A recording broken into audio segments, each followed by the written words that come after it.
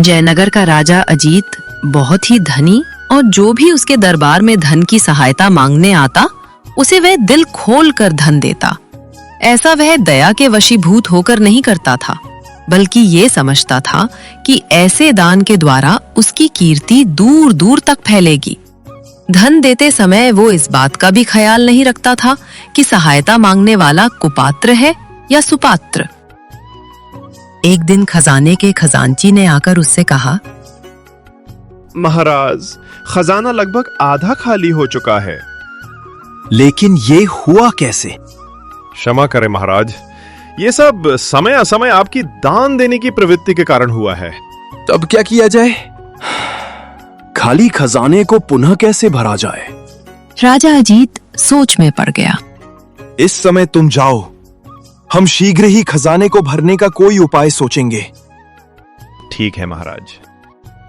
खजांची के जाने के बाद अजीत ने प्रधानमंत्री प्रताप भानु को बुलवाया और उसे खजाने के खाली होने के बारे में बताने के पश्चात कहा, प्रधानमंत्री जी, आप कोई ऐसा उपाय सुझाइए जिससे खजाना पुनः भर जाए।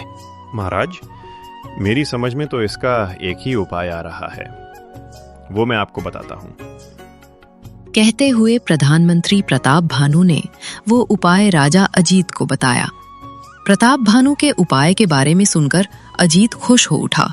वाह प्रधानमंत्री जी, आपने तो बहुत अच्छा उपाय बताया है। इससे तो हल्दी लगेगी ना फिटकरी, और रंग भी चोखा होगा। हम ऐसा ही करेंगे। उसी दिन अजीत ने प्रताप भानु के कहने के अनुसार राज्य में मुनादी करवाई। सुनो सुनो सुनो, जयनगर के राजा अजीत का आदेश ध्यान से सुनो। राज्य के प्रत्येक नागरिक को वर्ष के अंत में जो कर खजाने में जमा करना पड़ता था, अब वही कर साल में एक बार जमा करने की अपेक्षा हर माह जमा कराना पड़ेगा। जो भी नागरिक ऐसा नहीं करेगा उसे कठोर दंड दिया जाएगा। ये सुनकर नगरवासी घबरा गए। हमारी कमर तो पहले वार्षिक कर ने तोड़ रखी है, अब हर माह कर देने से तो हमारी जान ही निकल जाएगी। राजा अजीत खजाने का सारा धन तो अपने आमोद प्रमोद और दान देने में ही लुटा देते हैं, और खाली खजाने को हम गरीबों के खून पसीने से कमाए धन से भरना चाहते हैं। ये घोर अन्याय है। अब राजा अजीत का जुल्म और नहीं सहा जाता है। अब तो कुछ करना ही होगा। सब लोग सोच में डूब गए। तब कुछ सोचकर एक बूढ़े ने लोगों से कहा, एक ही रास्ता है। हम सबको राजा अजीत के कुलदेवता के मंदिर में चलकर कुल देवता से राजा की शिकायत करनी चाहिए। अब वे ही हमें कोई राह दिखाएंगे। हाँ, ये ठीक रहेगा। तब सब लोग मिलकर नगर की सीमा पर बने कुल देवता के मंदिर में गए। कुल देवता, हम दुखियों की पुकार सुनो। कुल देवता, हमें दर्शन दो। कुल देवता, आज हम तुम्हें अपना दुख सुनाए बिना यहाँ से नहीं जाएंगे। अगले ही पल सारे मंदिर में अलौकिक प्रकाश फैल गया और उसमें से साक्षात कुल देवता प्रकट हुए। जयनगर के निवासियों, ऐसा तुम पर क्या दुख आ पड़ा है जो तुम सब हमारी शरण में आए हो? कुल देवता, आपके कुल के राजा अजील के हम पर दिन प्रतिदिन अत्याचार बढ़ते ही जा रहे हैं। उसके अत्याचारों से घबराकर आज हम सब आपकी शरण में आए हैं। हमारी रक्षा करें कुल देवता। तब जयनगर के निवासियों ने अपना दुख झज विस्तार पूर्वक कुल देवता को बताया।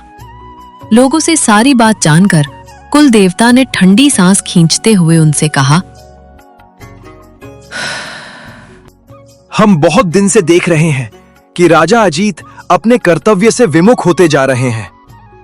इसीलिए अब वो समय आ पहुंचा है जब उन्हें सबक सिखाना चाहिए।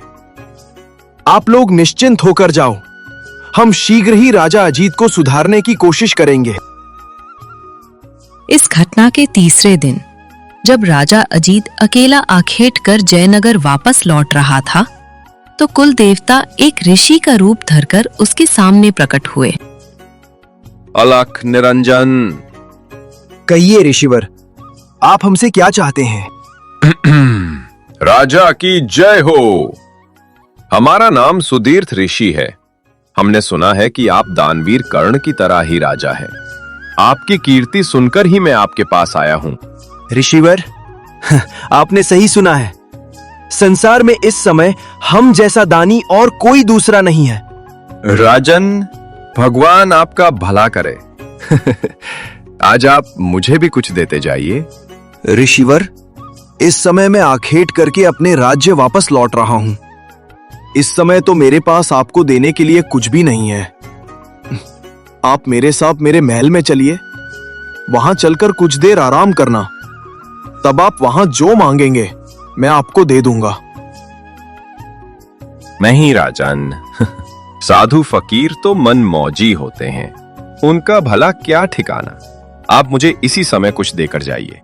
ठीक है, आप बताइए तो सही, इस समय मैं आपकी क्या सेवा कर सकता हूं? तो सुनिए महाराज, मुझे छोटा मोटा हान नहीं चाहिए।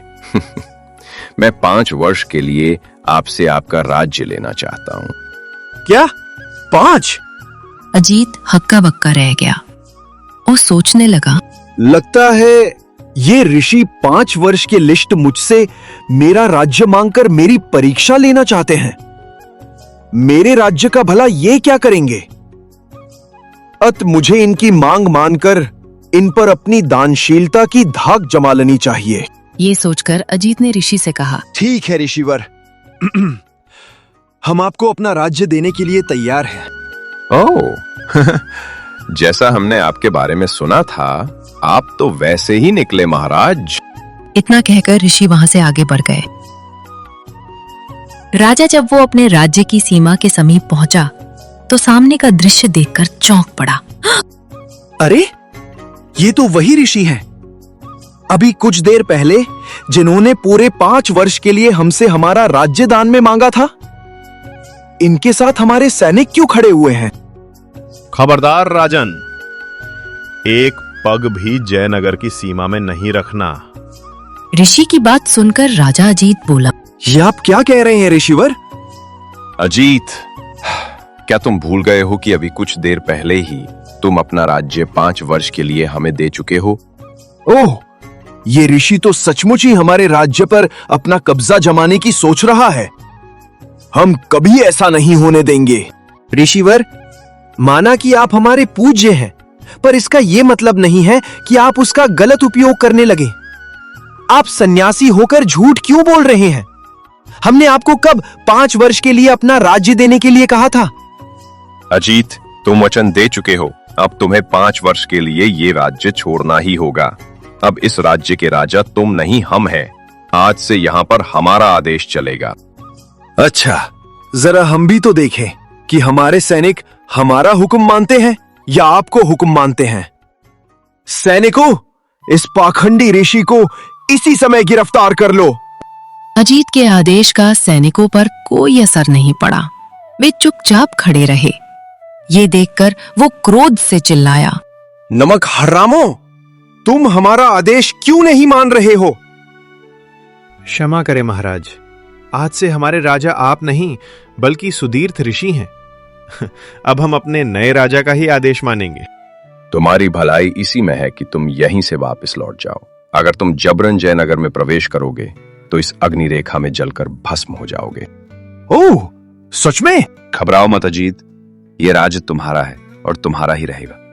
हमने तुमसे केवल 5 वर्ष के लिए तुम्हारे राज्य को लिया है।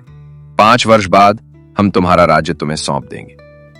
ठीक है ऋषिवर, मैं 5 वर्ष के लिए जयनगर का राज आपको सौंपता हूं, लेकिन मुझे एक बार तो जयनगर के राजमहल में जाने का मौका दे दीजिए। राजमहल में तुम क्यों जाना चाहते हो? ऋषिवर, राजमहल में हमारी महारानी चंपा व पुत्र सुजील सिंह है। अपने साथ मैं उन्हें भी 5 वर्ष के लिए जयनगर से ले जाना चाहता हूं। राजा अजीत, 5 वर्ष के लिए राज्य का त्याग तुमने किया है, तुम्हारे परिवार ने नहीं। इसलिए अपने परिवार को राजमहल में ही रहने दो। मैं उनके सम्मान व सुख सुविधा का पूरे 5 वर्ष तक पूरा ध्यान रखूंगा। ये तो और भी अच्छा हुआ ऋषिवर, आपने मुझे परिवार की चिंता से मुक्त कर दिया। सुदीर्थ ऋषि से इतना कहकर अजीत सिंह निराश मन सिर झुकाकर वहां से चल दिया। चलते चलते रास्ते में एक कुआं पड़ा। बड़ा ही सुंदर स्थान है। पानी पीकर क्यों न थोड़ी देर रुककर यहाँ विश्राम कर लूं।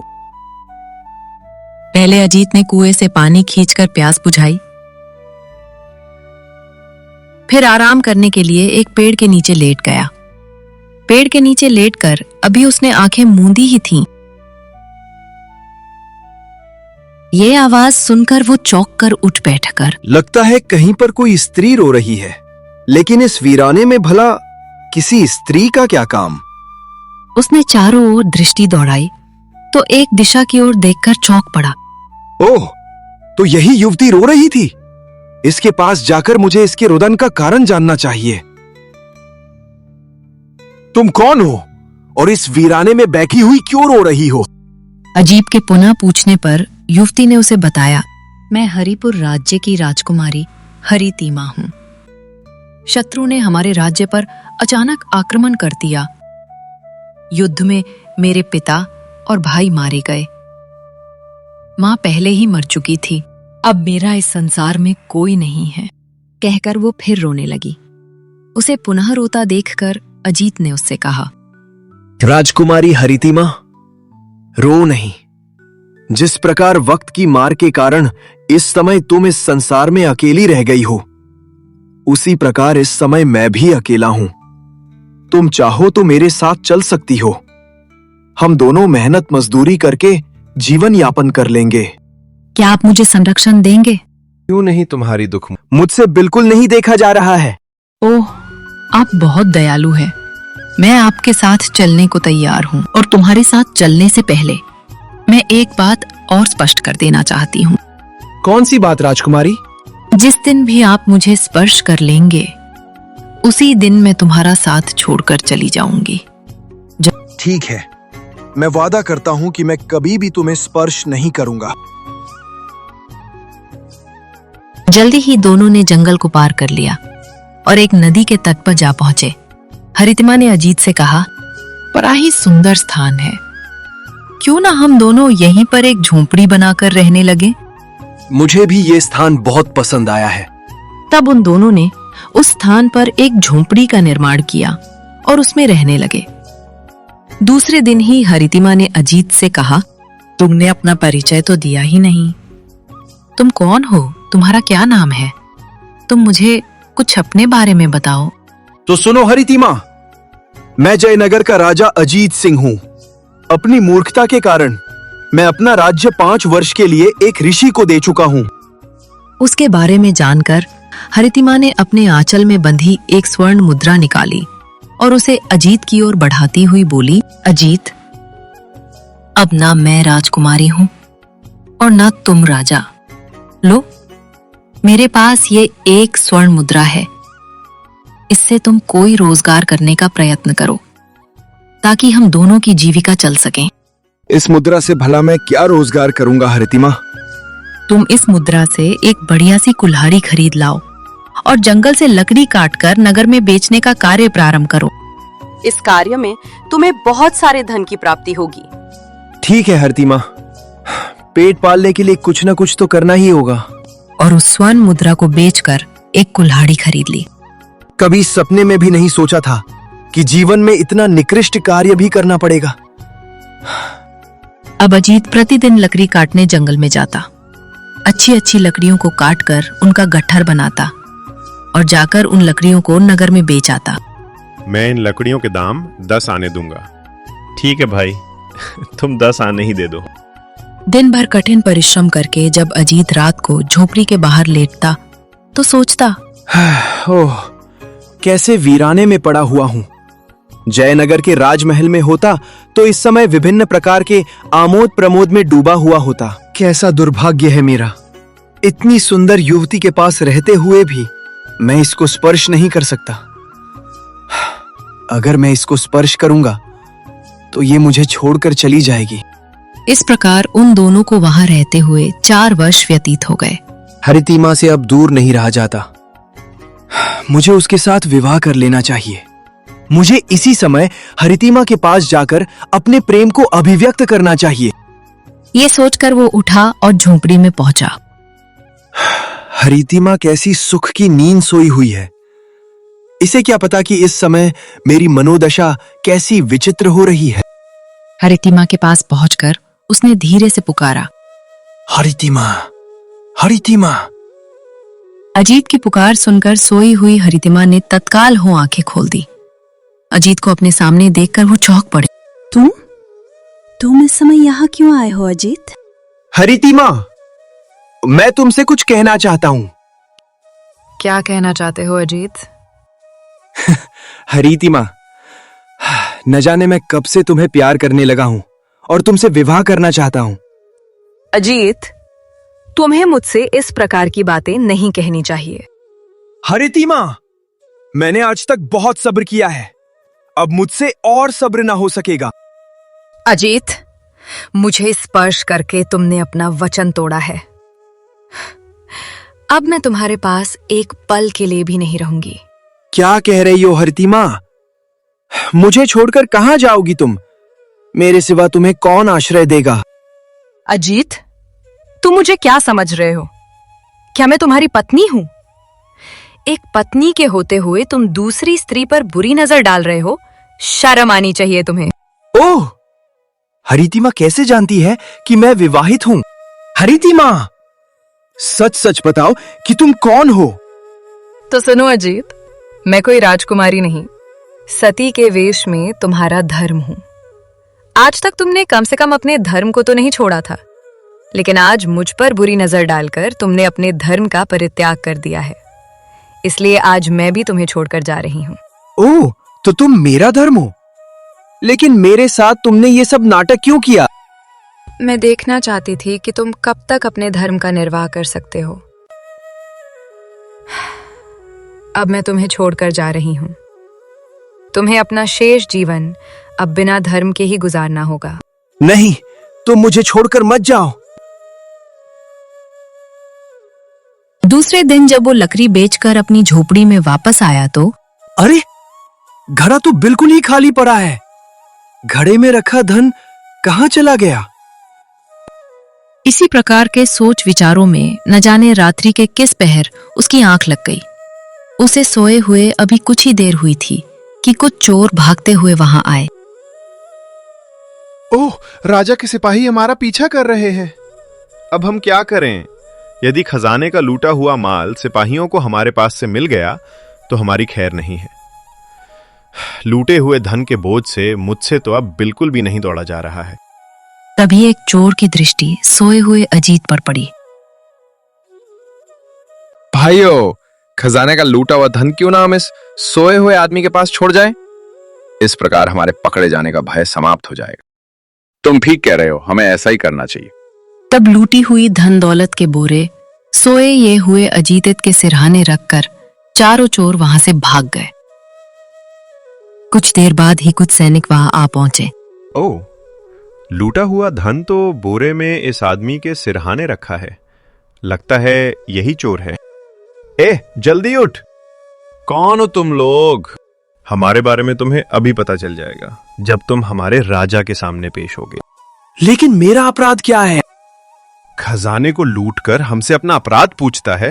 सिपाहियों ने उसे ले जाकर कारागार में बंद कर दिया।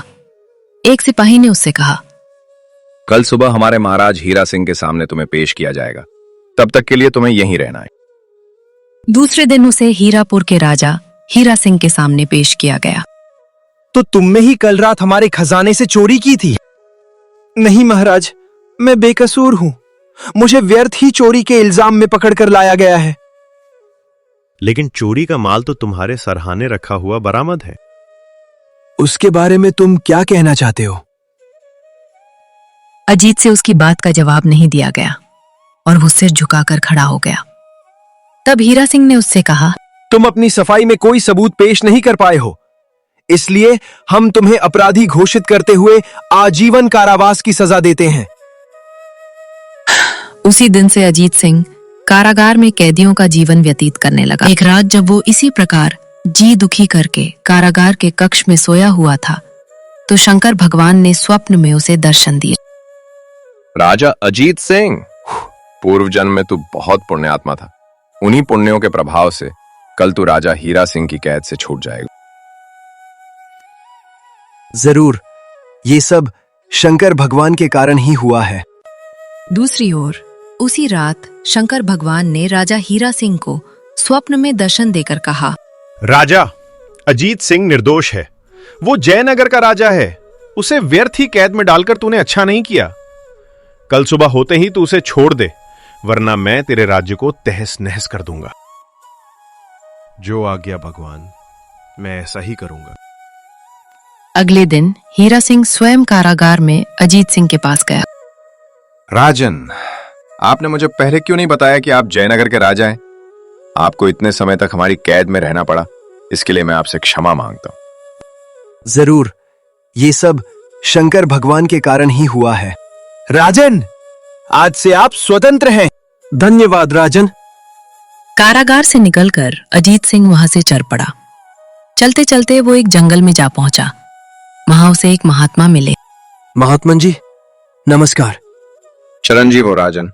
ये सुनकर अजीत चौंका। महात्मन, आप कैसे जानते हैं कि मैं राजा हूं? राजन, हमसे भला क्या छिपा है? हम तो ये भी जानते हैं कि राजपाट त्याग कर तू इस समय इस जंगल में क्यों भटक रहा है। क्या आप मेरे इस प्रकार भटकने का कारण जानते हैं महात्मन?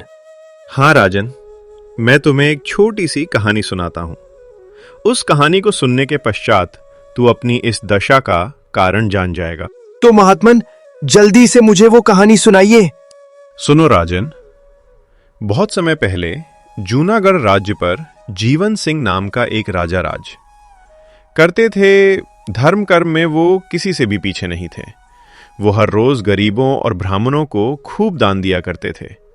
उनके राज्य में कोई भी भूखे पेट नहीं सोता था। राजा जीवन सिंह चतुर भी बहुत थे। धीरे धीरे उन्होंने आसपास के अनेक राजाओं को खूब भी भूखे पेट जमातो कम से कम 40-50 हारे हुए राजा भी दरबार में बैठते थे। इस तरह जीवन सिंह के मन में अहंकार जाग उठा। राजा बीच में ही बोल पड़ती है। बस महात्मन, बस। मैं अब समझ गया हूं कि मेरी गलती क्या थी। मैंने भी राजा जीवन सिंह की तरह प्रजा का उचित ख्याल नहीं रखा था। इसीलिए मुझे आज ये दिन देखने पड़ रहे हैं। हाँ राजन, तुम हमेशा आमोद प्रमोद में डूबे रहे और व्यर्थ की दान दक्षिणा में खजाना खाली करके प्रजा पर कठोर कर लगाते रहे। याद रखो राजन, राजा को एक पिता की तरह अपनी प्रजा का ख्याल रखना चाहिए। सुनकर अजीत सिंह का सिर शर्म से झुक गया। महात्मा ने उससे आगे कहा, विलासी प्रवृत्ति के होने के कारण तुमने विवाहित होते हुए भी पराई स्त्री पर बुरी दृष्टि रखी, इसलिए तुम्हारा धर्म भी तुम्हारा साथ छोड़ गया। बिना धर्म के तो मनुष्य पशु के समान है। महात्मन, मेरा रूग हुआ धर्म क्या पुनः मेरे पास वापस लौट कर आ सकता है? राजन, अपने रूठे हुए धर्म को मनाने के लिए तुम्हें नेक कार्य करने होंगे, प्रजा का ख्याल रखना होगा, तभी धर्म तुम्हारे पास आएगा, अन्यथा नहीं। महात्मन, आपने मेरी आंखें खोल दी हैं। मुझे जीवन की नई राह दिखाई है। इसके लिए मैं आपका बहुत आभारी हूं। तो जाओ राजन, जाके अपने कुल देवता से जयनगर का राज्य वापस लो। सचमुच ही राजा अजीत सिंह उस दिन से पूरी तरह बदल गया था। अब वो पूरी निष्ठा के साथ प्रजा के दुख दर्दों को हल करता। वो उनकी सुख सुविधा का पूरा ख्याल रखने लगा। ये देखकर उसका रूठा हुआ धर्म उसके पास वापस लौट आया।